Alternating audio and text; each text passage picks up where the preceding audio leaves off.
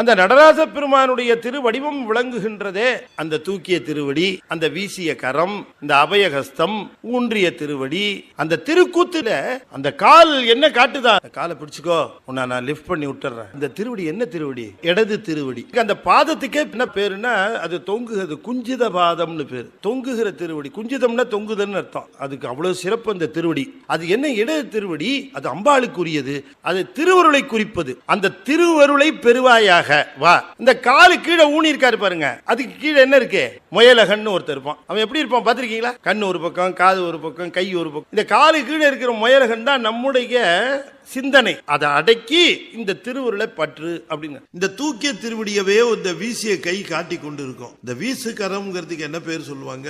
கஜஹஸ்தம் அப்படின்னு சொல்லுவாங்க. அதுக்கு ஏன் கஜஹஸ்தம்னு பேருன்னா, யானையோட துதிக்கை மாதிரி அது இருக்கு, அதனால அதுக்கு கஜஹஸ்தம் பேரு என்று சிலர் குறிப்பிடுவார்கள். உண்மையிலேயே அது என்னன்னு கேட்டா, இப்ப யானை மேல ஏறணும்னா எப்படி தெரியுதுங்களா?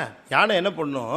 காலை இப்படி மடிச்சு அப்படி காட்டும். யானை காலை மடிச்சு இப்படி காட்டுச்சுன்னா அது மேல ஏறிக்கலாம்னு அர்த்தம். யானை காலை மடிக்கலன்னா மேல ஏற முடியாது. அப்ப யானை காலை மடித்து தன்னை மேலே ஏற்றுவதற்கு காட்டுவது போல சிவமானது தன்னுடைய திருவடியை தூக்கி அதை பற்றி கொள்ளுகிறவரை மேலே ஏற்றிவிடும் என்று காட்டுவதற்காக அதை குறிக்கின்ற கையை கஜஹஸ்தம் என்று குறிப்பிட்டார்கள். அதனால யானை ஏற்றுவது போல பெருமானும் முடிமேலே ஏற்றுவான். யானையானது எப்பொழுது தன்மேல் ஏற்றிக்கொள்ள வேண்டும் என்று விரும்புகிறதோ அப்பொழுது தன் காலை மடித்து காட்டும். ஆனால் சிவபெருமானோ எப்பொழுதுமே காலை மடித்து வைத்துக் கொண்டு காத்திருக்கிறானாம். இந்த தூக்கிய திருவடி இருக்க, அது எதை குறிக்கிறது என்று சொன்னால் முத்தியை குறிக்கிறது.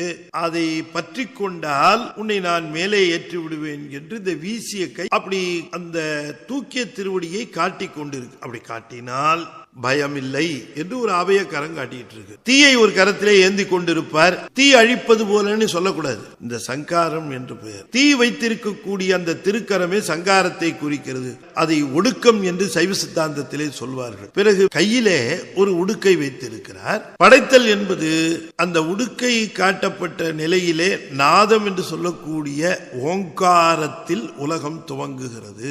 ஒலி, பிறகு ஒளி, நாதம், விந்து என்று உணர்ந்து கொள்ள வேண்டும். உடுக்கை பார்த்தனும் உடுக்கை ஒலியிலிருந்து வந்ததுன்னு சொல்லக்கூடாது. உடுக்கை பிடித்திருக்கிறார், அது நாதத்தின் அறிகுறி. நாதம் என்பது ஓங்காரம். ஓங்காரத்தில் இருந்து